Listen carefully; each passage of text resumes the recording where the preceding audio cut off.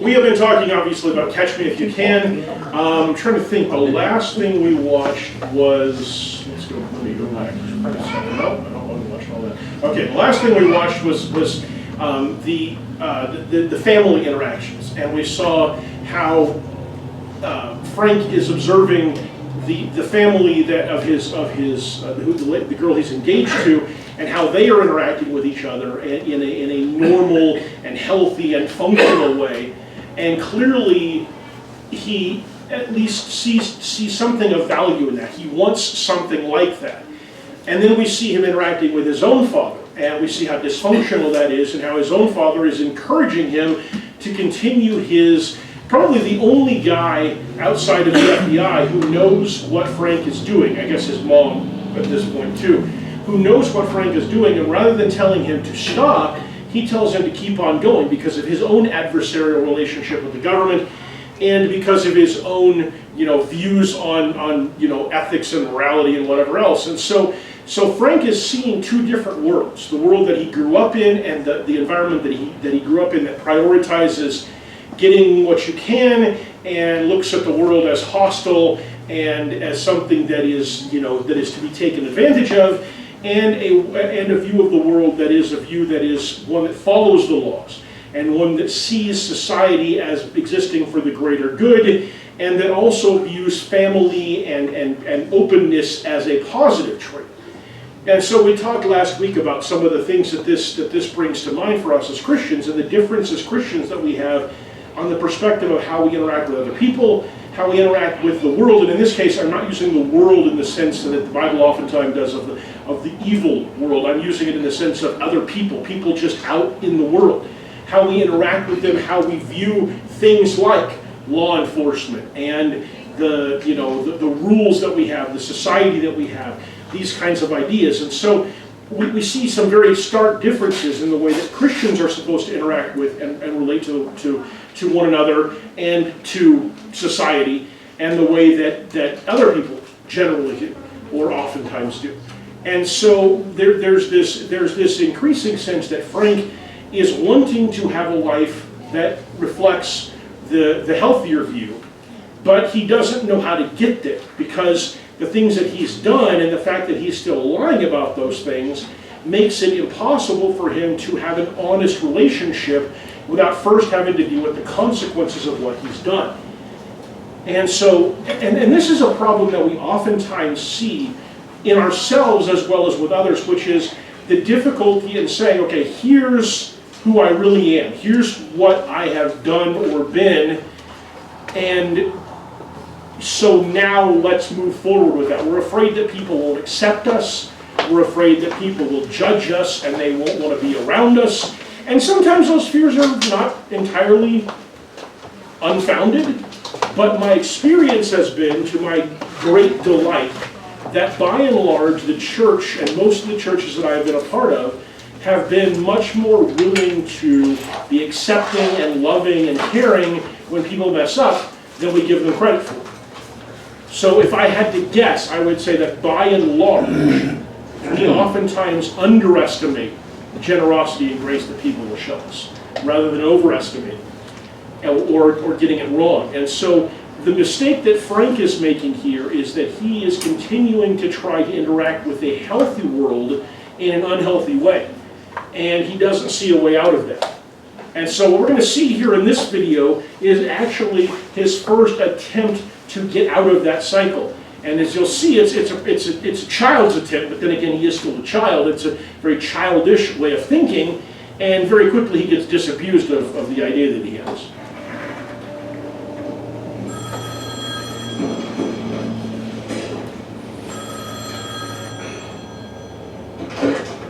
This is him, ready? Oh, Carl. Merry Christmas. Why you, Dr. Connors? Carl, I haven't been Dr. Connors for months now. Well, I'm sitting here in my office on Christmas Eve. What do you want?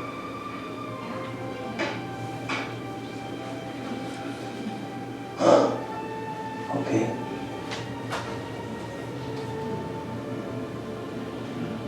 I want it to be over.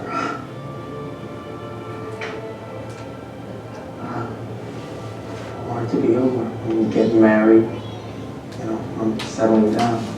You've stolen almost $4 million. You think we can just call it a wedding? Pressing? No, this isn't something you can walk away from, Frank. I want to call a truce. No truce. You will be caught. You will go to prison. Where do you think this was going? Please give me a hold call.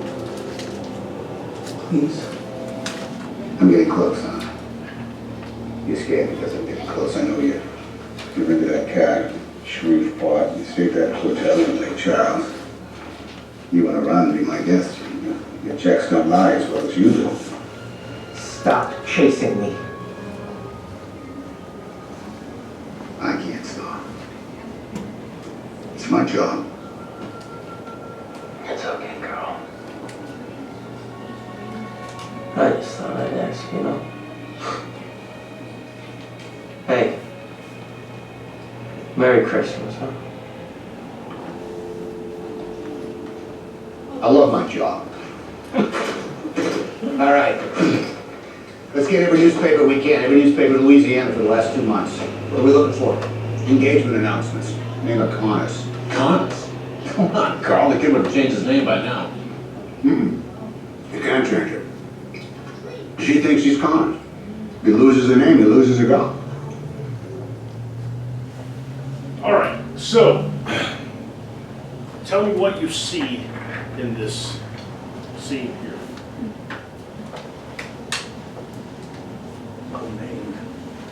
Lo mein.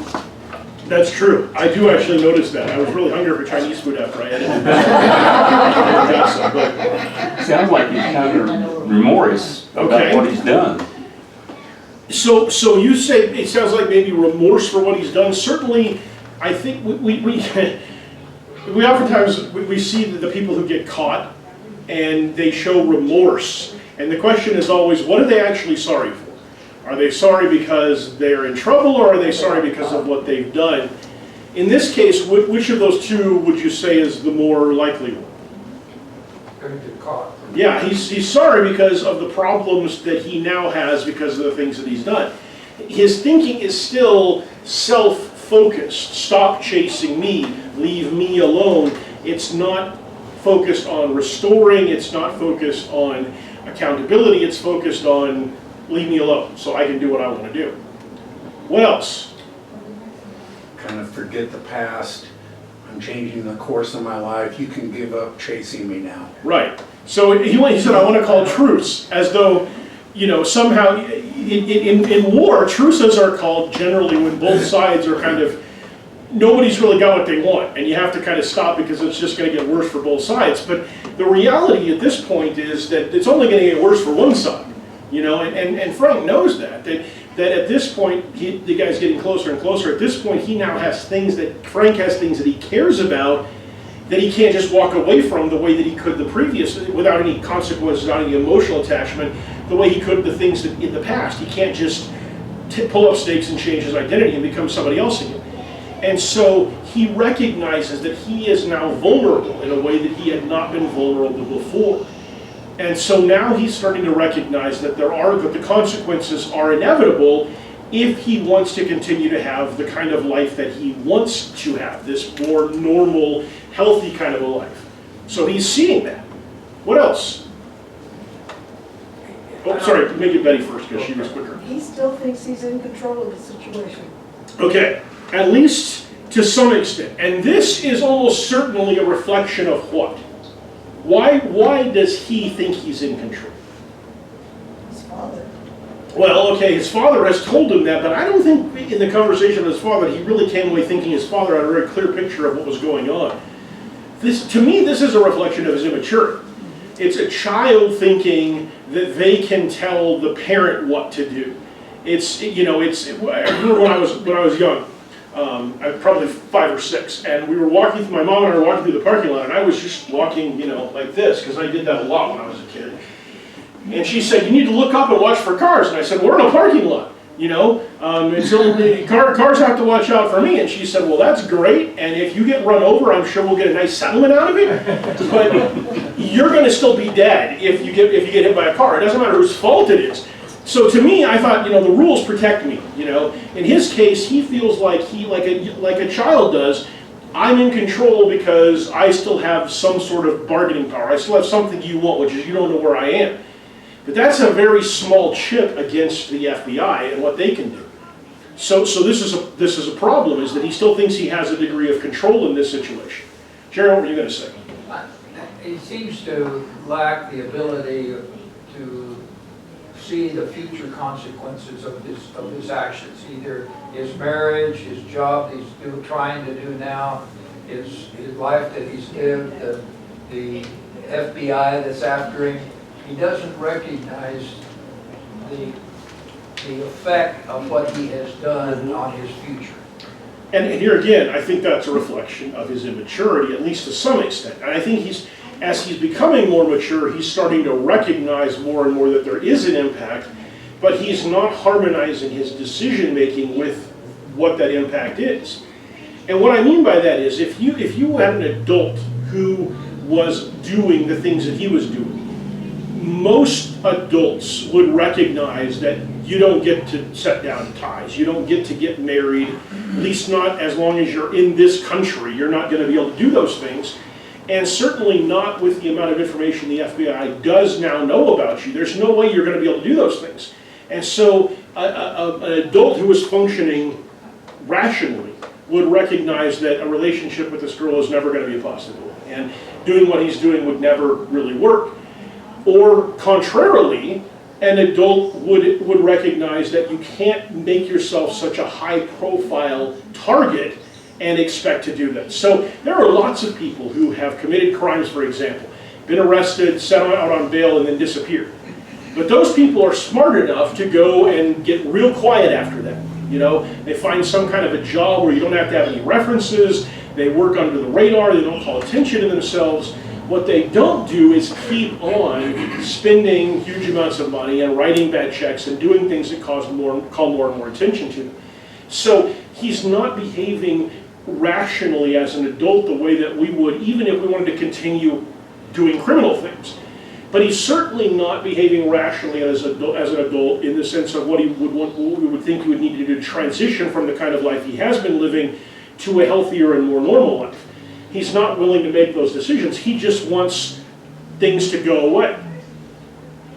I think he also has probably come to a conclusion that there's some of this stuff is never going to go away because of the answers that he got from the FBI. Yeah. That there is no truce. You are going to be arrested. Yeah. I think at the end of this conversation, he realizes, on one level, he realizes that it's not going to go away. But as we'll see with the next scene we'll watch in a minute here, he doesn't entirely internalize that and change his behavior because of that.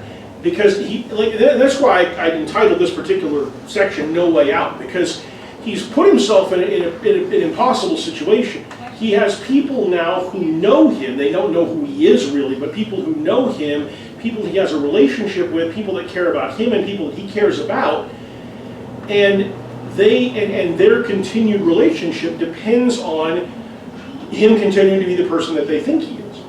Or at least that's what he thinks anyway. And unfortunately, now with the FBI getting closer and closer to him, and the things that he said on that phone call just made it even easier for him. You know, he's getting married and some of those kinds of things. So he's basically set himself up to have an impossible situation where, you know, what he has put himself into is heading in one direction, what the FBI is doing is heading in the other direction, and there's an inevitable collision going to happen because of that.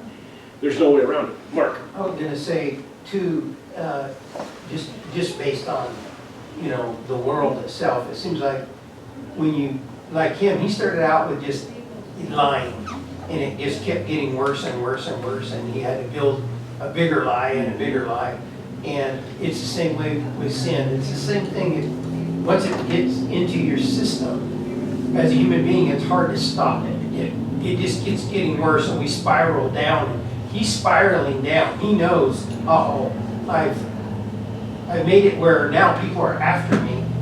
And another sense that I get from him too is I haven't hurt anybody yet. You know. Yeah. So you can let me go, and everything will be fine. I'll stop what I'm doing, and you can stop what you're doing. So he's got that childlike thinking of, I haven't hurt nobody, I've only, you know, it's only the banks. It's the bank's money, yeah. And so he never has gotten that, over that there is right and wrong. Mhm. You know, as long as I don't, you know, hurt anybody, then it's okay. Yeah.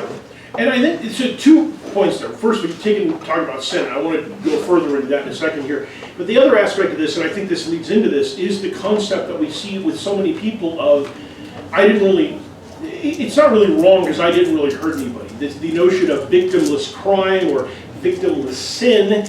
And of course, what Paul says when it comes to sin is the true victim of sin, first of all, you're sinning against God, so he's a victim in one sense. But the other big victim is you.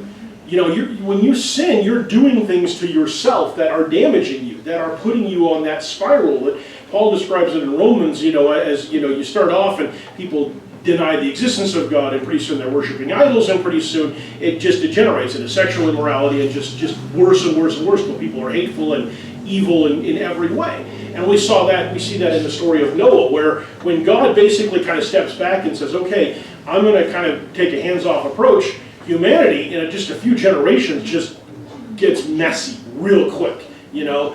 And it's interesting that from Adam to Moses, or sorry, Adam to Moses, wow, a bit of a jump there. Adam to Noah, we see, well, I should say Cain and Abel to Noah, we see very little of God saying anything to anybody, you know. There are people who are worshiping God. There's, you know, the thread of people like Enoch and some of those who come through, and all the way through to Noah. And you can see where what you're seeing, I would guess what you're seeing if you looked at the society is, you start off and there's lots of people who know God and are worshiping God. And that gradually gets smaller and smaller and smaller as time progresses until you just have this thin thread of one guy after another who's actually faithful to God, and that gets to Noah, and everybody else is following. That's the only time in history, with one exception, that we see God basically stepping back and really having nobody that he's interacting with directly. At least that's written down in the scriptures. Now, this is speculation because there may be things going on. I've said this before. Scriptures are not intended to be the exhaustive history of humanity. So it is possible that God is interacting with some people. But it's not being written down, which means whatever the nature of that interaction was, it's something that was lost to time. But in any event, when he starts interacting with man again in Abraham, we start to see the expansion, once again, of those who are faithful. You know, the call of Abraham, his descendants, we see, actually it's Terah's family in general, so Moses' brothers and some of those as well. We see this expansion, and now more and more people are aware of God. And there's a large number of faithful, and of course that's going to become an entire nation of faithful with the Israelites. And throughout the rest of history, there is interaction. And whether it's the law that God has given that says, here's what I want you to do, even if I'm not talking to you right now, this is what I want you to do. It's like, you know, you go, you leave your kids at home, they're old enough to, you know, babysit themselves, and you give them a list of instructions. Here's what you make for dinner, here's what you do. If your sister gets, does whatever, here's who you call, and you go and you do whatever it is you need to do for the night, and then you come back again. Well, you didn't leave them without any information. You didn't just stop talking to them. You told them, here's what to do. And so the only other time we see where the scriptures kind of go silent, of course, is between the testaments, between Malachi and Matthew. But again, there's all these prophecies that are saying what's coming, so we know what's happening next. So God never really quite does, again, what happens leading up to the days of Noah. But with humanity, we have this ability, even when God is present, to kind of ignore it and move away from it. And when we do, things tend to degenerate. And societies tend to degenerate, cultures tend to degenerate. That tends to be, I can't think of an example of any culture that has gradually improved and improved and improved until they just peaked, and that was like, and they're still around, you know? Societies have peaked, and then they fall off, you know? And empires have done that, nations have done that. And so Frank's journey, as it were, is kind of that same thing. He has fallen into doing some bad stuff, and in his case, the FBI is literally chasing him. For most of the people of the world, when it's just a matter of sin, it's not that there's a person chasing them, it's that their guilt is chasing them. And the consequences of the choices that they've made are chasing them. And it messes up relationships, it messes up our ability to do the things that we need to do. It certainly messes up our relationship with God, and what Paul says is it kills us, because sin leads to death, and so so the consequence of sin is inevitable. And so we're all running away from that and trying to stay one step ahead of that. And what happens is every once in a while somebody gets caught, and we look at them and we feel kind of bad, because on the one hand we feel like, oh, well, they must have been really bad, they got caught. On the other part of us, there's a part of it, I think, in our brain that goes, that could have been me, I could have got caught. I could have been the one that they found out what I'm really like, And so as Christians we have a different reality than that. But Frank is living in that reality, and he doesn't see a way out of that reality. And so for us, I think we start to see in Frank the reality of what sin does to you, and that it doesn't just go away. But a lot of the world wants it to be that way. What does the world think about sin? Assuming that they actually accept the idea that sin is something you shouldn't do. You can do good and you offset the sin. Okay, so a lot of people think if you do some good, you offset the sin, you're good to go. You balance things out, everything's okay. I think they try to normalize it too, Okay. by forcing you to accept what is wrong. Yeah. Everybody does it. So everybody does it. It's no big deal. It didn't hurt anybody. Then we're back to that argument again. Absolutely, there is an absolute effort to normalize sin in our society, to the point now where there have become significant efforts not just to normalize sin, but to normalize criminal activity. It's not just now, that it's okay to do these things that are sinful. More and more, we find ways to try to justify why it's okay for people to do criminal things. Whether it's, because the laws are unfair, or, that maybe there shouldn't be a law about this, or because people need something and so they take something. We're increasingly willing to say, this isn't that bad. This isn't that big a deal. And so there's absolutely an element of, I think, of normalization going on. What else? How else does society respond to sin? How's the world, I should say, and this time I'm using it in the biblical sense. How else does the world respond? Georgia? I've noticed a lot of people, they think, well, I've got lots of time, I can do this, I'll change. I've got a lot of time to do it. They don't realize there's consequences and that it could happen anytime. Okay, so one of the things is this sense of lack of urgency. I can keep doing this for a while, I'll get it together later on, or I'll fix it later on, or whatever. And of course, in Frank's case, it's kind of interesting because this is a period of time of maybe a couple of years. It took him a couple of years to rack up $4 million in stolen funds. Now that's a bit excessive, even by most people's standards, but I'm reminded of the story of the guy who goes in and owes the king, 1,000 talents of gold, and what's that? 10,000. 10,000. And you put that in modern money, and it's like $42 million. And the question, how did he borrow $42 million? At some point, doesn't the banker go, you know what? I don't think I'm going to give you any more. Or check with the master. Listen, I've got some concerns about this guy. I think that I would be as mad at the banker who's giving him my money as I would at the guy for doing it, because it's just so irresponsible. Whatever, this kind of a huge debt can kind of sneak up on us. And of course with sin, the problem is even more pervasive because any sin creates that debt. The only difference is the more we do it, like you said, the harder it is to get out of it again. You do one sin, he writes that first bad check or does that first thing, realizes it's a bad idea, stops doing it, maybe even just stops doing it, and the FBI never goes looking for it. One bad check for $1,000, the FBI is not going to go looking for you that hard. You certainly, if you take responsibility for it, he's 16 or 17 years old, he's probably looking at worst, some kind of probation or something like that, maybe have to work to pay it off. As smart and clever as he is, he could have done just fine for himself.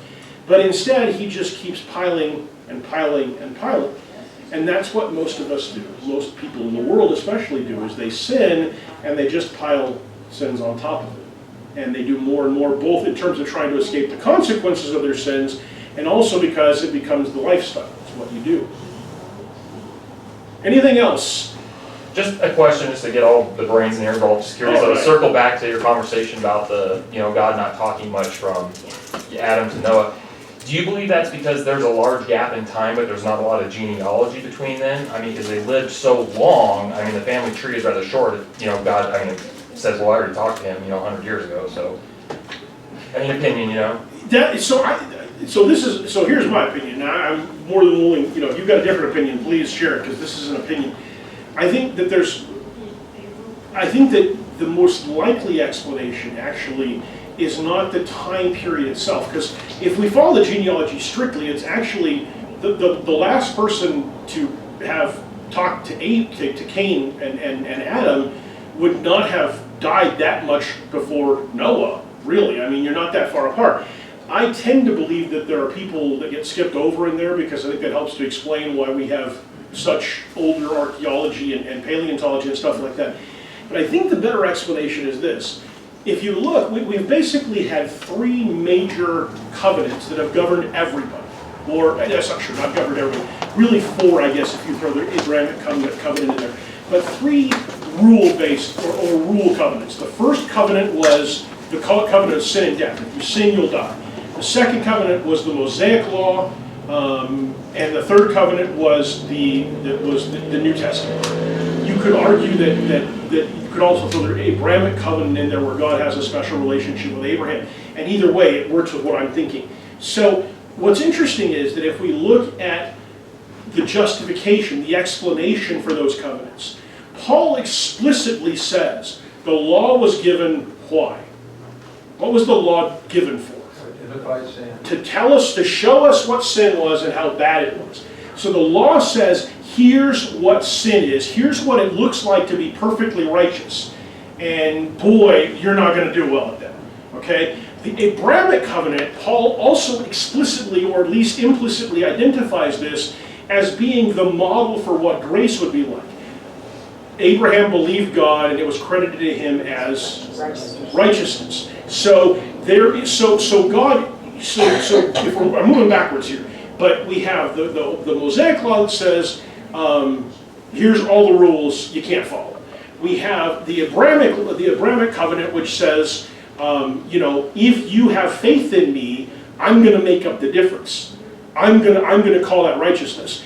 God says to Abraham, and what I think is one of the coolest expressions in all the Bible, he says to him, I am the Lord Almighty, walk before me and be blameless.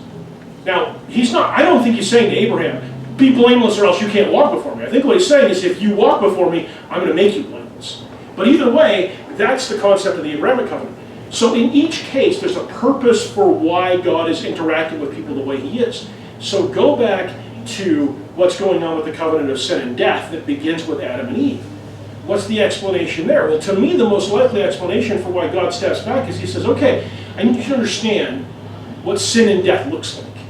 And so I'm going to step back, and I'm not going to, like, this isn't like I'm just going to let the universe run and I'm not going to be God. I'm not trying to say that, but I'm going to mostly leave you to your own devices. And you're going to find out just how bad it gets when I'm not central to your existence. And what happens? Well, humanity degenerates to the point where they don't do anything good at all. And as bad as our society might seem to us, and as bad as historical societies might seem to us, they had morality, they had rules. Even the Philistines, they were not a great bunch of people. When Abraham goes into the Philistine territory, the king of the Philistines knows the difference between right and wrong. When he finds out that he almost slept with Abraham's wife, and because Abraham didn't tell him, he's furious because he knows that was wrong. He doesn't lack any sort of moral compass. So that period of time is worse than anything we've ever experienced. To have only one man, one family that even knows the difference between right and wrong, knows the difference, but thinks about doing good at all. That's how bad it is. And I think that's the purpose of it, is that God is saying, okay, sin and death, here's how bad sin and death is if I'm not here to help you out. And he's making a point. And then the Mosaic Law layers on top of that, and the Abrahamic covenant layers on that, the Mosaic covenant layers on that, and then finally we get to Christ, and now we can look back and go, okay, it's really bad when we left to our own devices. It's great when we have a relationship based around faith and interaction with God, and it's really bad when we're trying to follow all the rules and do it ourselves. So which of those two options is better? And the Christian covenant, Paul says, looks like the Abrahamic covenant for that reason. Sure. I think there is more discussion directly between God and people in that sin and in that very first one, the sin and death. You look at Job, and I think he has to fit into that era, that time period. That Job is, God speaks directly to him by the end of Job, but he knew sin and he knew what was not sin. And I think there are, like you said, it's not intended to be a list of everything that God talked to people about. Even under the Mosaic Law, there are many prophets referred to that God has talked to that are not discussed. Yeah. I mean, all you know is that he calls a prophet, or somebody calls a prophet. And it just seems like there is greater discussion that we're not party to. We're a party to enough for us to understand the purpose, and without going into the details of him talking to the patriarchs of the families of 50 different families. We know Job. We know and I think he's an example of the direct conversation that he had during his time with people. Okay, and so, first of all, I agree with you. I'm not saying necessarily that God had no contact. I'm saying nothing was written down, and it certainly seems like, given the degeneration of society, that there was a much lesser degree. Job could very easily fit into one of those lines that was paying attention and eventually stopped paying attention, or who knows. He also could conceivably, I think, fit after the flood but before Abraham as well, possibly. Yeah. But you're absolutely right. I don't think God had no interaction. I think that he had, maybe the better way to put it was minimal interaction compared to what he had in the scriptures. We're told about a lot of stuff, and you're absolutely right. They're not told about everything. Not even everything that involves God's interaction with men. There are references in the Old Testament as well as in the New Testament. Jude in particular. You read the book of Jude. Obviously, there were some things going on that they didn't write down in the Bible, because otherwise Jude is having some sort of weird LSD trip. So there's definitely stuff going on that we're not seeing, and I think that's true. But I would say that what we're seeing in that period of time is probably the least directly interactive that God has been. But that is speculation, absolutely. And I think we need to make sure that, I'm going to make sure you all understand that. I'm not telling you this, I've studied this through and I figured this out and here's all the reasons why. I'm telling you, this is my best guess based on what's going on. But more importantly, I think that the reason why maybe so little is said about that is because it helps us to understand how it got so bad. Linda. Well, in the New Testament, in John 21, it says not everything that happened is written down. Mm-hmm. Because the Bible couldn't contain everything. That's just Jesus. That's not even all the other stuff. I think the same principle holds true in the Old Testament. Yeah, and there is definitely a degree to which, and you can look at different books of the Bible. You can look at the Gospels, or you can look at the books of Kings and Chronicles and Samuel, and you can see where certain authors omitted certain things that other authors thought were important to put in there or necessary to put in there. It just depended on what they were writing it for and why. And so we can assume that maybe sometimes there were some things skipped over that God just didn't feel like were critical for us to know. And so I'm not trying to say that the fact that there's nothing in there means that God had no interactions. I'm just thinking that it may have been much more minimal so that humanity could understand what it really means when you sin, you die, and now you know what sin looks like in the general sense, the conscience-based sense, and so I want you to understand how messed up that is. But again, that's a theory. So anybody else, because I answered the question the way I think the answer is, does anybody else have a thought about that, about David's original question? I'm going to say, since the time of Christ, and he's given us what he wants us, and we're in this new covenant, this new promise now. He's stepped back now again. He has, but remember, we have something that nobody else has ever consistently had. We have the Holy Spirit and the Word. And so we have the fully revealed Word of God, and for the first time, the whole world has access to it. If you think about going back, the Mosaic Law was directed specifically at the Israelites. And Paul says that the Gentiles were held accountable or shown grace based on how they what they could see and understand, how they interacted with them. Well, now the whole world has the Word. And now the whole world, if they choose to, has access to the Holy Spirit, if they're willing to, put the Spirit on in baptism. So God continues to interact with us now in a different way than he has in the past. But you're right, he no longer is, giving us new revelations. There's not a bunch of miraculous stuff happening. There's not that kind of stuff going on. Because once you're done talking, you don't have to keep talking. I mean, I feel like I do sometimes, but in general, once you're done talking, you don't have to keep talking. Once you put out there what you think people need to know, then you can stop. So, I just have one comment, not about the classes, but the comment you just made that there's not as much miraculous stuff going on, I totally disagree.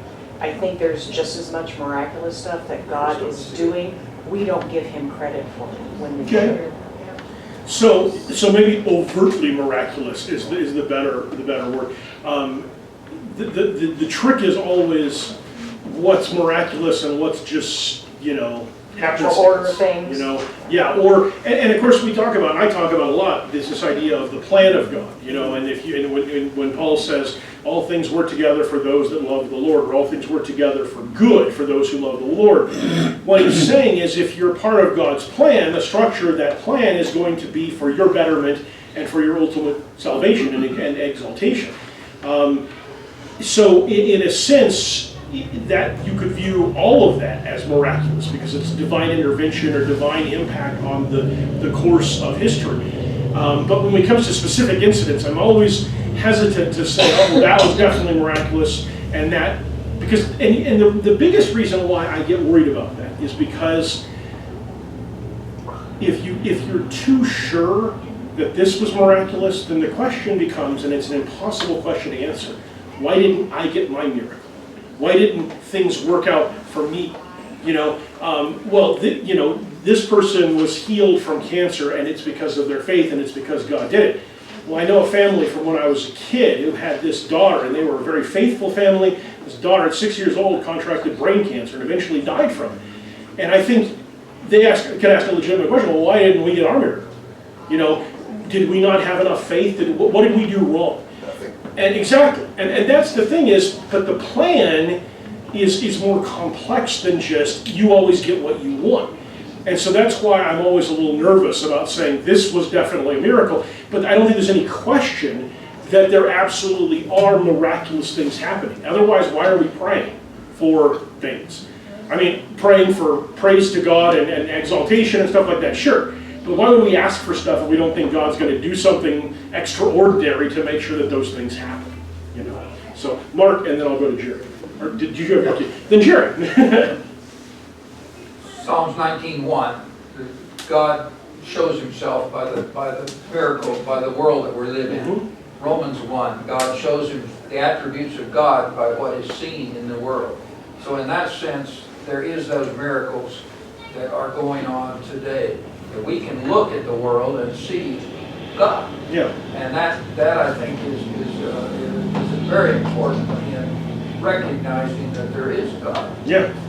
And I think when you understand, you pay attention to science. It's fascinating. When I was in law school, he was a doctor. He'd been an actual medical doctor. He went to law school after that. And he came up to me because I had talked about my faith in several contexts, not so much in class, but in several study group sessions. And he said, "You're a lawyer. You are clearly well educated, and you understand science.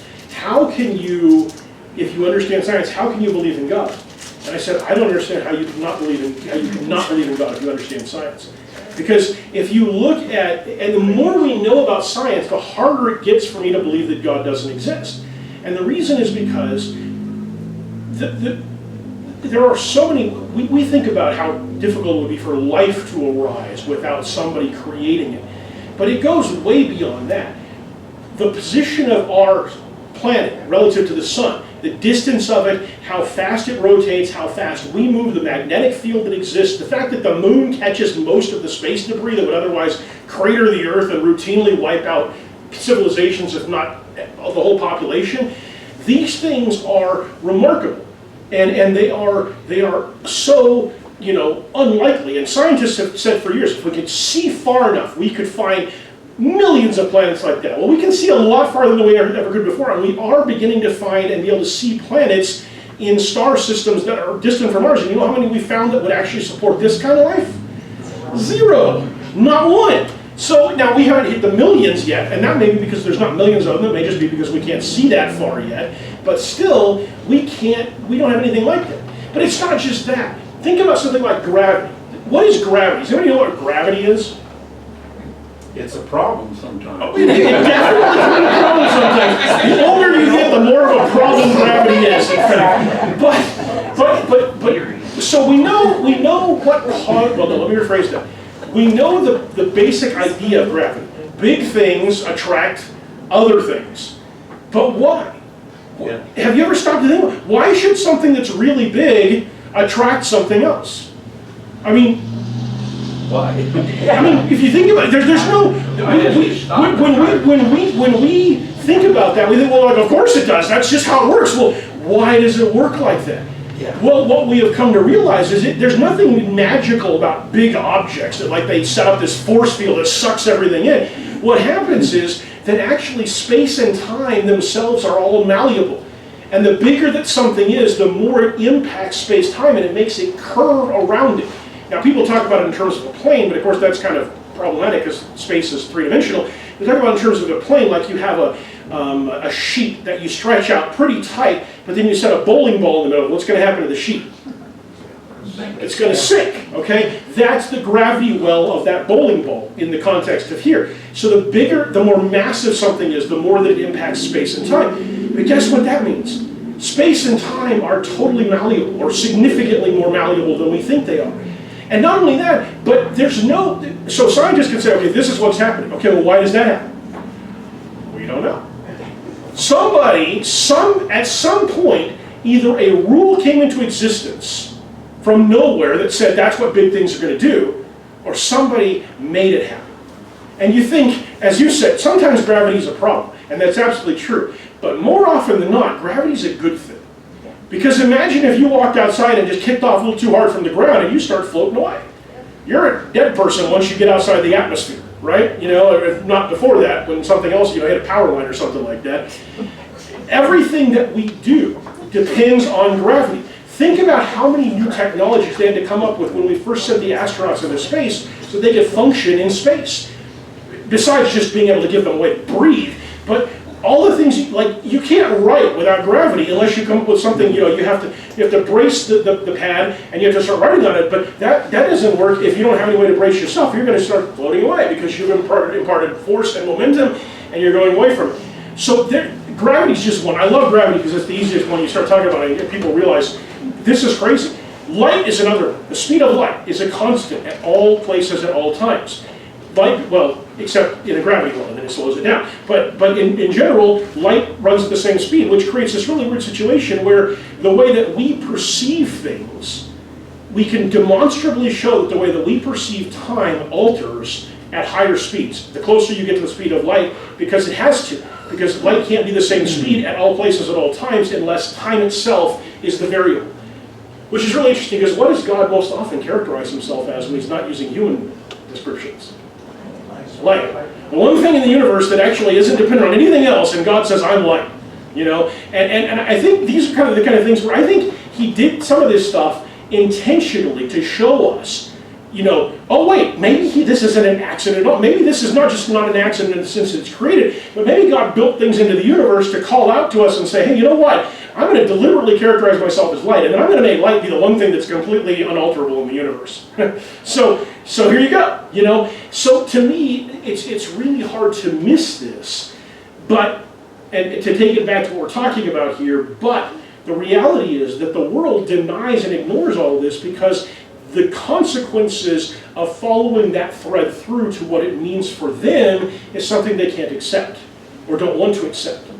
And so here again, the problem is you start with, I won't accept the existence of God, or I won't accept his authority over me, and everything spirals down from there. And it gets worse and worse.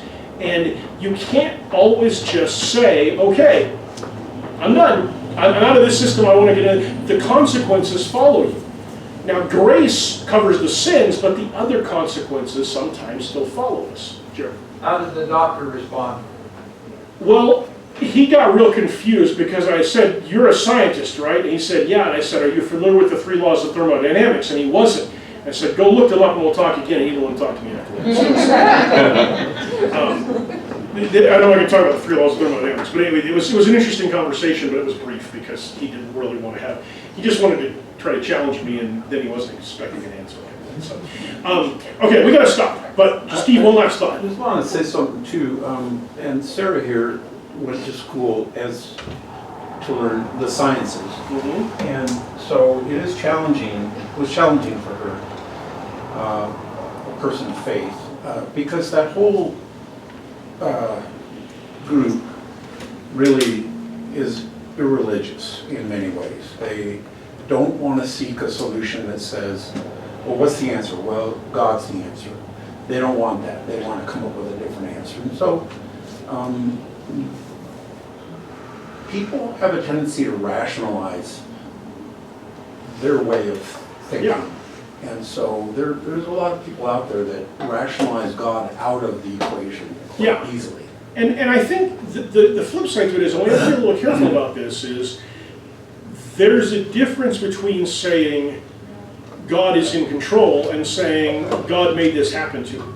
You know, I've dealt with people who made bad choices and had consequences come from those choices, and then they would say, well, that's just what God must be what God wanted for me. Well, no, not necessarily. Maybe it was, but more than likely, God wanted something else for you, and the choices you made kind of constrained the reality that you're going to face after that. So I think recognizing that God is the prime force in our universe doesn't mean that we either have to or should say, therefore, I don't need to try to figure things out for myself, therefore I don't need to make good decisions because God's in control and whatever happens is going to happen. You know? And I'm not saying that's what you're saying, Steve, at all. I'm just saying I think we can veer in either direction. I think the world, especially the scientific community, tends to veer in the one direction of where it's not. Even where it doesn't make any sense to come up with a solution, or we actually have to admit, we have no idea what the rules were before the Big Bang Theory happened. We have this Big Bang, we can't actually explain how it happened, we can't explain what things looked like before that, we have a bunch of theories about that. Why couldn't that be God? Well, it can't be God, because God doesn't exist. Well, wait a minute, I mean, you foreclose the possibility before you even think through what that possibility would mean. On the other side of it is, God is so in control that I can't do anything, and that is, of course, the Calvinist view. You don't have any control over your own salvation. Either you're going to get an irresistible call and you're going to do what God wants, or you aren't, and that's just the way it is. And we come down in the middle, and we say, yeah, God is the prime mover, but you have choices and you have responsibilities, and so we are expected to, as the scriptures say, work out our salvation with fear and trembling. Not that you're saving yourself, but that you are an active participant in the choices that govern your life and the consequences for you in your life. That's why God gives us free will. Exactly. And the Calvinist doesn't believe we have free will. And there's a lot of scientists increasingly who are not sure we have free will either. It's kind of interesting that the two extreme, it's actually a lot like governments. You know, you start off, you have democracy, and you move towards fascism and communism, and you end up, in a totalitarian government on the other end. That's kind of the thing that's happening here, is more and more scientists are questioning whether we have free will. The Calvinists are questioning that as well. We've managed to come full circle, and now the most extreme view of religion is now running into the most, and I'm talking like violent extremists, I just mean the most extreme version of how the world works religiously is running into the version of science that says none of us have any choices either. It's all deterministic. We got to stop there because we're way over time. This has been a fun discussion, although way off point, but that's okay. I enjoy this a lot. So.